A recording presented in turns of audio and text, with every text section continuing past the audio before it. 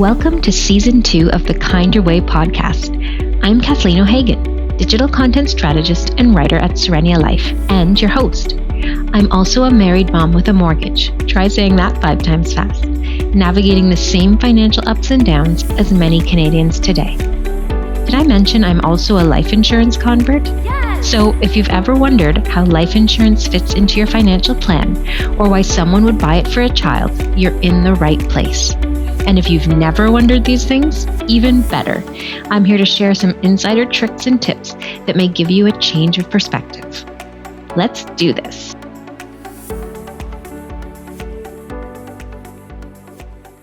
Quick question. What would happen if your paycheck just stopped? Not because you got fired, not because you quit, but because you finally did the thing we're all supposedly working towards, retirement. Would you feel excited, nervous, or would you immediately start doing the mental math around how much you're allowed to spend each month? This is the kind of thinking that sneaks up on me every year around this time. Well, here we go again. RRSP season is upon us.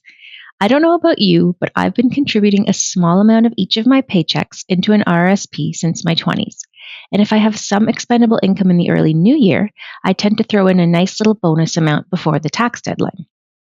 Of course, I'm still pretty far away from cashing in on this long-term investment, but every now and then, I can't help but wonder what retirement will actually look like for me. It will, of course, be nothing like my parents, who, as educators, retired quite comfortably in their 50s. I mean, who even retires at age 55 anymore? But the big question that I try not to think about, but comes bubbling up to the surface every now and then is, will I have enough money to fund my non-working years? I realize I'm lucky to have both a pension and personal RRSPs to dip into later in life, but I do wonder, A, if they will be enough to get me through till the end of my life, and B, how will I pay myself? Will it be in a lump sum, or once or twice a year, rather than the routine of a biweekly salary to keep my spending in check? While I'm usually pretty careful with money, I can't help but wonder if the excitement of no job and no kid to keep me busy, no mortgage to keep me thrifty, and a large amount of money to just spend means I'll do just that. Don't tell my husband, but it would be very easy to convince me to spend all of my retirement funds traveling the world until they simply ran out. Okay, I know I should probably reinvest a large portion of that money into something that will help me keep earning in my later years. But the truth is, I kind of want someone to do the work and, well, the thinking for me. I guess that's why the idea of a single premium annuity, something I knew nothing about 5 years ago, appeals to me. If you've never heard of an annuity, you're not alone. It was not a word I was familiar with before working in the life insurance industry. And I know I promised not to use jargon in this podcast, but sometimes it's just unavoidable. So with that in mind, I asked ChatGPT to define an annuity in a way a 9-year-old would understand. Here's what it came back with. An annuity is a deal where money is set aside and then either earns interest or gets paid back to you later in a steady way, like a monthly paycheck, but not from your employer. The fact that there are different types complicates things a little more, but the one I'm talking about is the one where you get your money paid back to you in a steady way. At Serenia Life, we call that one a single premium annuity. Here's how it works. You hand that lump sum of money from your RRSPs, pension, or even a life insurance payout over to your life insurer and have them pay you an agreed upon monthly paycheck. Now, if you're worried the money might run out before you pass away, there's the option to choose a lifetime annuity, which means it will continue paying out until you are no longer around to accept it. If, on the other hand, you're concerned you might die before all that money is paid out, the good news is that you can choose a guaranteed period life annuity, which means it will go directly to the loved ones you chose as your beneficiaries. And finally, you may be asking yourself, is this income taxable? We are in Canada after all. Well, we all know that RRSPs are taxed when we finally take that money out, right? But if you were to take that RRSP money and transfer it directly to an SPA, you would not be taxed until you started receiving your payments. So rather than cashing in your RRSP all at once and getting taxed on that one large amount, you would get taxed each time you get your SPA paycheck. No different than your working years, except you'll likely be in a lower tax bracket. So yay. The way I see it, you can't really lose. I guess the only downside is that you aren't earning interest on this money. You're simply living off your principal investment, which is really just a big word for the amount of money you originally invested. So, if one of your goals is growth, you might want to consider the other type of annuity, what we call a guaranteed interest annuity here at Serenia Life, or a GIA for short, which is very similar to a GIC.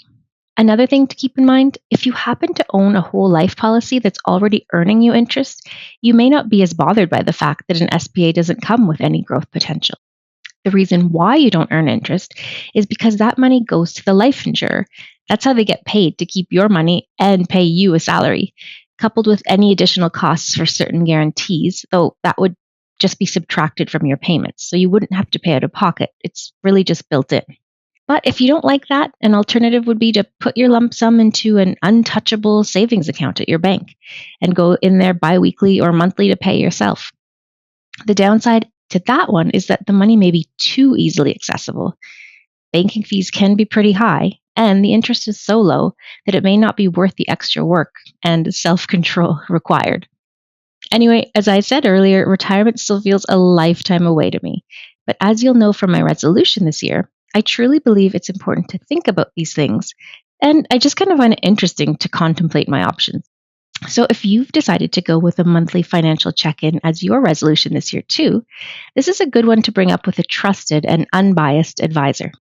If you'd like to better understand this concept before getting on the phone with an expert, I've linked to a guide called Your Step-by-Step Guide to Investing a Life Insurance Payout into an SPA on this episode's page.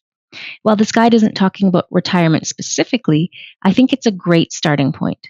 The only real difference is the source of the lump sum of money that you'd put into your SPA. I've been talking about the money we get from a pension and or RRSP, while the guide focuses on a life insurance payout specifically. I know a new concept like this can feel overwhelming, but it's really worth looking into a bit more. And I do think the guide will help you understand a little better. So give it a read. Okay, let's give our brains a rest because it's that time in the episode where I sprinkle a little bit of kindness in. Here goes. Over the Christmas holidays, we got a lot of snow, which I love during this time of year, so I'm not complaining. But there were also a few really cold days where it was almost painful to go outside. On one of those painfully cold days, my husband did something really sweet after I made a big mistake. I had a few $100s I thought I was keeping safe in an envelope in our kitchen, but I suddenly noticed it had vanished from my safe place. I spent a good half an hour frantically searching in every possible place I thought it could be, but still couldn't find it anywhere. I began to think that I had maybe dropped it in the snow the evening before while I was going door to door for a fundraiser, and I was panicked. Without saying a word, my husband sweetly pulled on his winter gear and went walking up and down our street to see if he could find the white envelope in the very white snow. He came back cold and empty-handed, but luckily I had just found the envelope in the strangest of safe places. I have to say I was so touched that my hubby went to and did that for me without even being asked. He just knew I was really upset and he was trying to help. And maybe it was this small act of kindness that calmed me down enough to eventually find where I had placed the money. Who knows? But I was super thankful in that moment. And yes, I did tell him he was a very good husband. What about you? Have you recently observed an act of kindness? I would love to hear about it. Share it with me in the comments, and see you next time. This episode was written and hosted by me, Kathleen O'Hagan. Video and audio edits by Teresa Moscardo. And sponsored by Serenia Life Financial, the kinder way to do life insurance.